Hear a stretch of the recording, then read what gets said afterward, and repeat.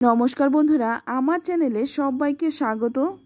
তো গরমকালে পাওয়া যায় এই পটল, আর পটল খেতে যখন একঘেয়ে লাগে তখনই বানিয়ে ফেলুন একদম নতুন ধরনের ইউনিক একটি পটলের নিরামিষ রেসিপি। আর এই রান্নাটা আমি গ্যারান্টি দিয়ে বলতে পারি অনেকেই হয়তো জানেন না বা কেউ জানেন না। তাই এই রেসিপিটি অতি অবশ্যই গরম ভাত দিয়ে বা রুটি দিয়ে ট্রাই করে দেখুন। আশা করছি ভালো লাগবে। ভালো লাগলে আমার চ্যানেল এখনও না সাবস্ক্রাইব করা থাকলে চ্যানেলটা সাবস্ক্রাইব করে নেওয়ার অনুরোধ রইল। তো এখানে আমি 300 গ্রাম পটল, প্রথমে পটলের গায়ে পাতলা খোসাটা ছাড়িয়ে তারপর ধুয়ে নিয়েছি, তারপর হালকা করে খোসাটা ছাড়িয়ে নিয়েছি। পটলের গায়ে থেকে কিন্তু সম্পূর্ণ খোসাটা ছাড়িয়ে নিই। আর দেখুন পটলটা কিন্তু একদম কচি। পটল কেটে নেওয়ার সঙ্গে সঙ্গে এর সাথে আমি দুটো আলু কেটে নিয়েছি। আর আলু দুটো কিন্তু পটলের মতো করে একইভাবে কেটে নিয়েছি। এবার অন্যদিকে আমি পটলগুলোর মধ্যে দিয়ে দিচ্ছি সামান্য একটু হলুদ গুঁড়ো, আর দিয়ে দিচ্ছি খুবই সামান্য একটু কাশ্মীরি লঙ্কার গুঁড়ো। এই লঙ্কার গুঁড়োটা পুরোপুরি অপশনাল, চাইলে দিতেও পারেন নাও দিতে পারেন। তারপর খুব ভালো করে পটলগুলোকে মেখে নেব। পটলগুলো ভালো করে মাখা হয়ে গেছে। এবার অপর দিকে কড়াই গরম করে নিয়ে এর মধ্যে দিয়ে দিলাম 2 চামচ সর্ষের তেল। তেলটা কিন্তু খুব ভালো করে গরম করে নিয়ে এর মধ্যেই প্রথমেই দিয়ে দিচ্ছি কেটে রাখা আলুগুলোকে আমি প্রথমেই ভেজে নেব। যেহেতু পটলের থেকে আলুটা সেদ্ধ হতে সময় লাগবে, তাই আমি আলুটাকে প্রথমেই খুব ভালো করে ভেজে নিচ্ছি। আলুটা যদি ভালো করে ভেজে নেওয়া হয় রান্নার স্বাদটাও কিন্তু ভালো হয়।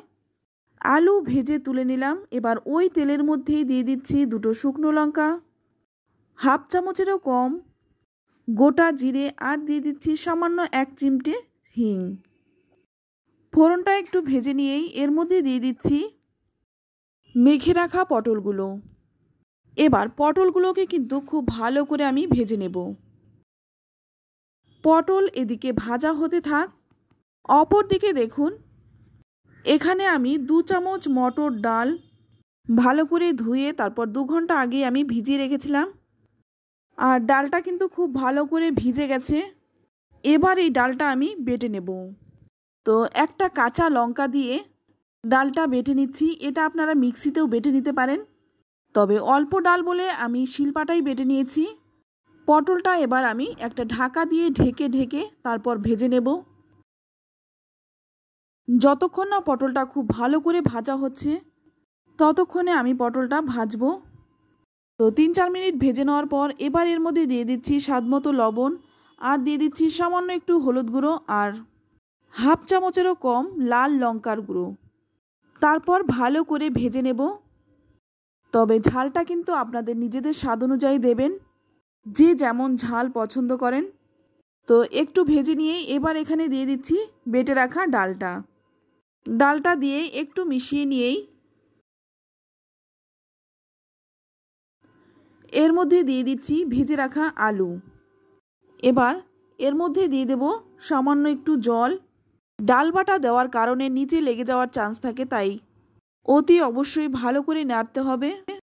আর ডাল বাটা দেওয়ার সঙ্গে সঙ্গেই কিন্তু রান্নার সম্পূর্ণ জলটা দিয়ে দেবেন না।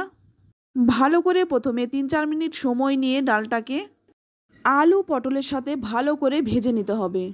ডালটা যদি ভালো করে না ভাজা হয় তাহলে ডালের কাঁচা গন্ধটা রান্নায় থেকে যাবে, সেক্ষেত্রে কিন্তু খেতে ভালো লাগবে না। এবার এর মধ্যে দিয়ে দিলাম 1 চামচ চিনি। চিনিটা কিন্তু অতি অবশ্যই দিতে হবে, যেহেতু এটা নিরামিষ রান্না তাই স্বাদটা ব্যালেন্স হবে আর রান্নার স্বাদও কিন্তু দ্বিগুণ বেড়ে যাবে। তো 3-4 মিনিট সময় নিয়ে খুব ভালো করে কষিয়ে নিলাম। আর দেখুন কড়াইতে কিন্তু ডালটা একটু লেগে গেছে। এই সময় জলটা দিয়ে দিতে হবে। তবে এই রান্নাটা কিন্তু একদম ঝোল হবে না, আর একদম শুকনোও হবে না, একটু গ্রেভি থাকবে, তেমনভাবে কিন্তু জলটা দিতে হবে। তো দেখুন ঝোলটা ফুটে উঠেছে।